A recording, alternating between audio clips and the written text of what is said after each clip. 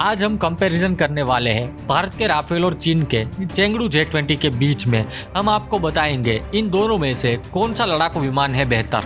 तो बने रहिए इस वीडियो में अंत तक। लेकिन इससे पहले अगर आपने अभी तक हमारे इस चैनल को सब्सक्राइब नहीं किया है तो हमारे इस चैनल को लाइक करें, सब्सक्राइब करें और बेल आइकन को दबाना बिल्कुल ही ना भूलें। आज भारत के पास राफेल लड़ाकू विमान आ चुके हैं। एशिया में भारतीय एयरफोर्स की ताकत पहले से ही है। राफेल के जुड़ने के बाद उसकी ताकत कई गुना बढ़ जाएगी। ये एयरक्राफ्ट भारत को जम्मू कश्मीर और लद्दाख के दुर्गम पहाड़ी इलाकों तक ऑल वेदर एक्सेस देगा।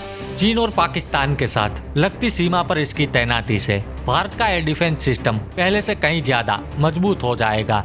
भारतीय राफेल के मुकाबले चीन का चेंगडू J-20 और पाकिस्तान का JF-17 लड़ाकू विमान है, मगर ये दोनों ही राफेल के मुकाबले थोड़े कमजोर मालूम होते हैं। राफेल और J-20 दोनों ही single seater twin engine aircraft है। जहां चीनी J-20 का main role stealth fighter jet का है, वहीं राफेल को कई कामों में लाया जा सकता है।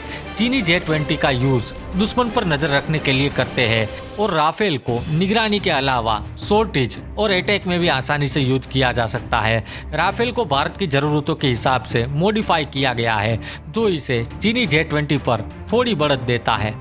अगर दोनों के वजन की बात करें तो चीन का J-20 लड़ाकू विमान राफेल के मुकाबले भारी है। राफेल का वेट है लगभग 10 टन और वे अपने साथ 13 से 14 टन गोला बारूद और मिसाइलें ले जा सकता है। तो वहीं चीन के J-20 का वेट है लगभग 19 टन और वे अपने साथ 18 टन गोला बारूद और मिसाइलें ले जा सकता है। दोनों विमानों की रेंज की बात की जाए तो राफेल लगभग 3700 किलोमीटर की रेंज तक वार कर सकता है, तो वहीं J-20 की रेंज सिर्फ और सिर्फ 2700 किलोमीटर है। दोनों ही विमान अपने साथ 4-4 मिसाइलें ले जा सकते हैं। दोनों की स्पीड की बात करें तो राफेल की स्पीड लगभग 2200 किलोमीटर प्रति घंटा है, तो वहीं J-20 की स्पीड लगभग 2100 किलोमीटर प्रति घंटा है। वहीं अगर इन दोनों फाइटर जेट की अधिकतम ऊंचाई क्षमता की बात की जाए तो राफेल लड़ाकू विमान 50,000 फीट की ऊंचाई तक उड़ान भर सकता है, तो वहीं J-20 65,600 फीट की ऊंचाई तक उड़ान भर सकता है। अगर बात पहाड़ी इलाकों की जाए तो J-20 पर राफेल भारी साबित होगा। J-20 की लंबाई लगभग 20 मीटर है और उसकी ऊंचाई लगभग 4.5 मीटर है और उसका विंग स्पेन लगभग 13.5 मीटर के बीच है, जबकि राफेल की लंबाई 15 मीटर और ऊंचाई 5.5 मीटर है। राफेल का विंग स्पेन 10 मीटर से 11 मीटर के बीच है, जो कि पहाड़ी इलाकों में उसे उड़ने के लिए एक आदर्श एयरक्राफ्ट बनाता है। विमान छोटा होने से उसकी हैंडलिंग भी आसान हो जाती है। अगर सर्विलांस की बात की जाए तो चीन के J-20 में इंटरनल कैनन लगा है। इसमें AESA रडार लगा हुआ है जो ट्रैक सेंसर से लैस है। चीन का दावा है कि इसमें passive electro optical detection system भी है, जिससे पायलट को 360 डिग्री कवरेज मिलती है। इस विमान से चीनी मिलिट्री सैटेलाइट्स और कई ड्रोन्स का डेटा एक्सेस किया जा सकता है। चीन इसमें PL-15 medium to long range missile का टेस्ट कर चुका है। इस मिसाइल में जो रडार लगा है उसकी रेंज लगभग 200 किलोमीटर की है।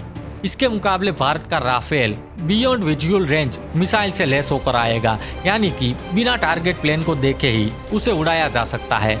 राफेल में एक्टिव रडार सीकर लगा है, जिससे किसी भी मौसम में जेट को ऑपरेट करने की सुविधा मिलती है। स्केल्प मिसाइल या स्टॉर्म शैडो जैसी मिसाइलें किसी भी बंकर को आसानी से तबाह कर सकती है। इसकी रेंज लगभग 560 किलोमीटर तक होती है।